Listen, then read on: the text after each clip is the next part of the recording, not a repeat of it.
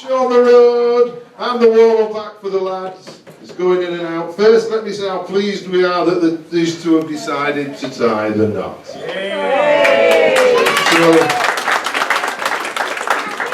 it is a speech, and I am going to read it. A warm welcome to everyone who's made the effort to join us on this joyful occasion. And just to get you all warmed up, let's check who we've got here. Have we got anyone here from the London area? Yay! You got the idea? Yay. Yeah. Anyone here from the London area? Yay! Cumbria? Yay! Australia? Yay! You see, that's what I do. Barnsley? Yay! Let's be a bit more specific with Barnsley. Anyone from the Huddersfield Road area? Yay! Mountbatten? Yay! Longwood? Longwood? Oh, anyone from Cornwall? Yay!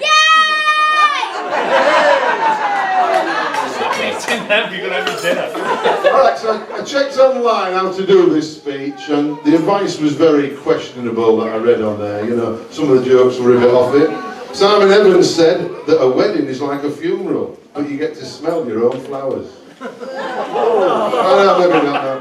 But all the advice was be gentle with the bride. I was told to be gentle with the bride and avoid inflicting embarrassment on the bride.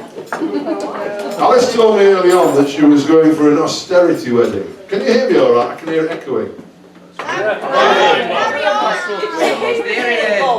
Usually I can project, you see. Alice told me early on she was going for an austerity wedding within a budget. They're the words you like to hear when you're the father of the bride, okay? Now, some of you may have noticed the bridesmaids' bouquets. The bridesmaids' bouquets are handmade from buttons. And you may know that buttons are a relatively cheap item. Lovely idea. What's a bit of buttons and wire, I thought. Now, Alice, along with Ruth's help, has been slogging away at these button bouquets for the best part of a year. Each strand in a bouquet, get a chance to look at one if you've got a bridesmaid near you, has got 4 variously sized buttons on them, threaded onto wire. Well, it takes 20 minutes a strand to get them on. Then they're twisted into groups of, I believe, 3 at another session, before they are then grouped into bunches of 30 or 40 stalks. Hours of work to do this. Then they're carefully fixed to stalks and wrapped in silver and black material, capped and glued with bits of fixture. I reckon each bouquet is about 10 hours work. Bob, we'll take a dozen. Well, that's not including the time for repair and resticking when the bloody buttons fall out, right? Now, the 2 ladies doing the work are professional women. They get proper salaries when they work, you know, proper money. But let's do the calculation on minimum wage. At £6.50 an hour. Now, I reckon each bouquet is costing about 65 quid a bouquet. And I think there's 14 or 15 of them in this room. So, ladies and gentlemen, you're looking in this room at just short of 1,000 quid worth of buttons. Now, what have we done with them? We've given them to children. And Emma. Which is, if anyone knows that, that's probably a more dangerous thing to do with the buttons. Now, the advice I got on the internet said I'm meant to give Dean advice on living with Alice due to my 40 years of experience of living with the family type, or breed. Okay, well, I've got a few tips, Alice, of Dean, rather. Okay. Well, they're a hardy breed, no matter what they say to the contrary. Okay? They're a bit hard to knock over. They've got really solid legs in that department, but they can be expensive to feed and clothe, I've noticed. You know. They are hard working, and they can't always see why you aren't. They can be quarrelsome at times. I suspect you might have picked that up already. And the phrase, "I know," will echo through your years together. You may have heard it already today. Alright, well, I did say that I'm not going to embarrass Alice with anything, and I did promise her that I wouldn't do anything with a PowerPoint, with pictures, etc. And then I thought, bugger it. This is the first time in 30 years I can say what I want and not get slaughtered. So, if we look, with a bit of luck, if the technology works and it's running on the edge right now, okay, we press a W. So this hopefully, can you see it, my love? Perhaps you wouldn't want to. You can see them moving fast, Bob? Yeah, there's one or two, I'll just start to get out of range, yeah. There's one or two images. Right, I'll nod and you click. No. She's kind to animals. Okay, can you all see the picture? If you can't see, feel free to move into another spot, yeah? She's kind to animals and very keen on wellies. You can save a lot of money if you just buy a wellies. Next one. Over the years, she's had some very strange friends. Yeah, no, this was their going out gear there. Look at them there, yeah? Green lipstick, yeah? But she's very studious, very hard-working.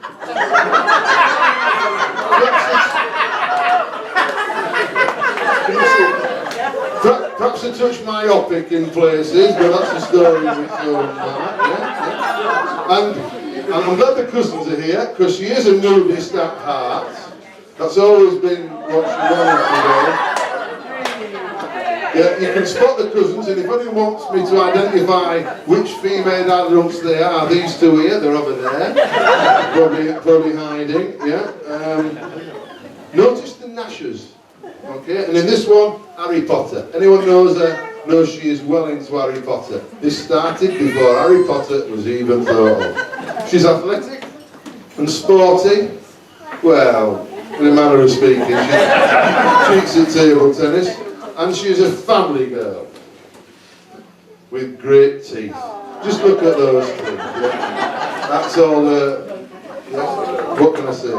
Deeply religious. A deeply religious girl. I've always thought that. And to get her into that church took some bloody effort. I'm telling you. Yeah, we did get her in there in the end. But she likes cats. She likes cats. Deeply affectionate to cats. So if you want to get her on side, Dean, get her another cat. But two ain't enough, right? No, we've got three now. Four. Okay. Right. Okay. Next slide. Did I mention the teeth? Because she has got some great choppers, right? Now, it was me that had to drive her to the orthodontist for years to try and do that. But it's one of the striking pictures. He ain't gonna make it. Next one. Yeah, the teeth getting there again, but it's also the fancy dress. We knew she was going to be theatrical. She liked dressing up from an early age. And now this one I particularly like. It was a golden moment. I want to reassure you that Alice does not have any sort of Bengali background. We got a little carried away with fake tan one evening. And I was walking about, you can picture what I was saying, oh, it was just something. It was a good night. Next one. Yeah, likes dress. Is that the one? You jump one, but it doesn't matter. Alright, right. What's interesting about the cousins, they're the cousins, and they're all girls, as you notice from the family. And I've noticed on Dean's side, as well, girls dominate, don't they? Almost everyone in that generation seems to have had girls. So it's up to you two to break the model. Okay, next one. No pressure. She's a bit of a raver. I'm not exactly sure what was going on there, but she made her own costume. And this one, I think she's trying to be a raver, but more like a hooker, I thought, you know. I've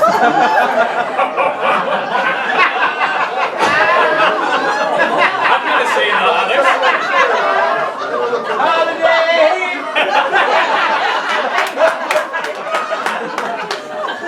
Now, some of you may be interested in the phrase that I put at the left-hand side there that says you are not going out like that. No, I have never spoken those words to my daughters, but they have to me. You are not going. I can hear them now. I can hear Emma ordering me back upstairs. Right, a raver, a hooker. Right. Next one. I'm not sure, these braces I thought might be a bit uncomfortable, but she's got a funky cabaret side to her in this one, yeah? See if you can pick her out in the next picture, that's the challenge.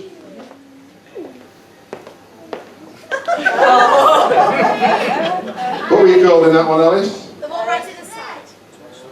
Is it? Yeah. Oh, I thought it was that one. There's one at the side. You remember this No, one, no, lads? you're right, that's big. From the mystery play, what did you play? Pride. Pride. One of the 7 sins. Pride. Pride. Very good, right, okay. Nearly there. She's a jockey at heart. Likes animals. Yeah. Can we have this donkey to go? And who's the most scared in this picture?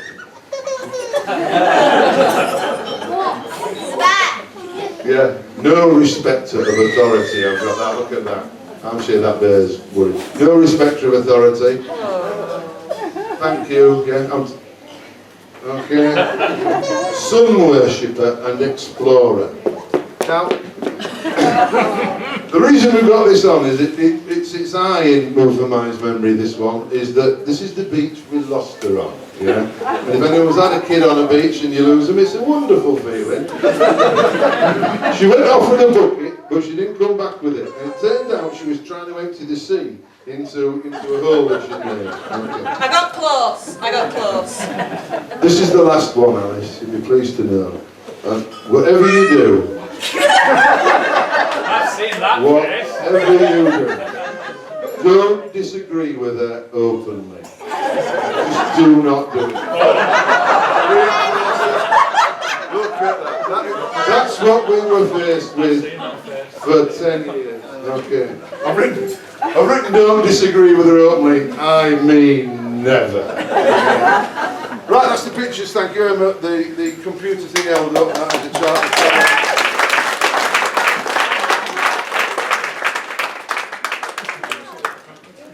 Look at this. Remember our script on that one.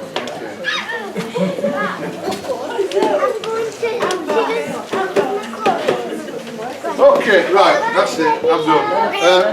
Dean, I'm sure you've worked this out already.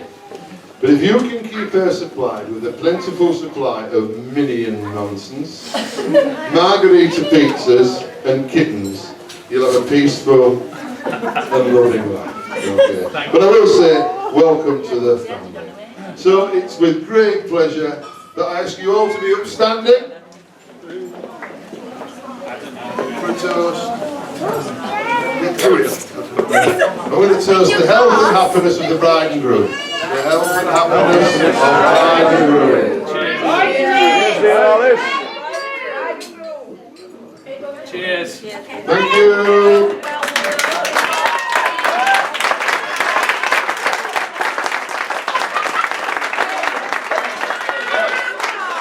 Before I do this, has everybody noticed there are a lot of scratch cards on the table?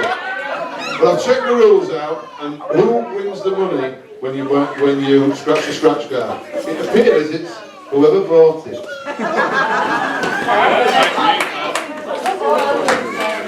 Can you two pizzas? Huh?